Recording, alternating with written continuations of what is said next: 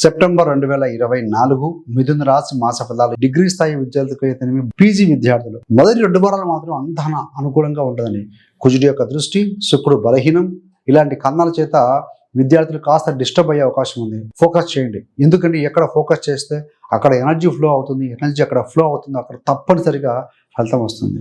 ప్రేమలో చూస్తే పంచమాధిపతి శుక్రుడు కేతుతో ఉన్నారు, ఎడమొహం పెడమొహంగా ఉంటారు. సో 18 నుంచి వరకు బాగుంటుంది, 18 వరకు కూడా అంత అనుకూలంగా లేదని చెప్పాలి.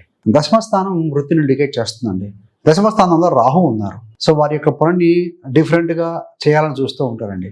కొన్నిసార్లు ఫలితం ఫాస్ట్గా ఉంటుంది, బాగానే సక్సెస్ అవుతారు. మరికొన్నిసార్లు డిసడ్వాంటేజ్కి దారితీసే అవకాశం ఉంది, నెగిటివ్ ఫలితాలు వచ్చే అవకాశం ఉంది. కాబట్టి ఏదేమైనా కూడా ఇతరుల విషయంలో ఇన్వాల్వ్ కాకండి, మీ వర్క్ మీద మీరు ఫోకస్ చేయండి.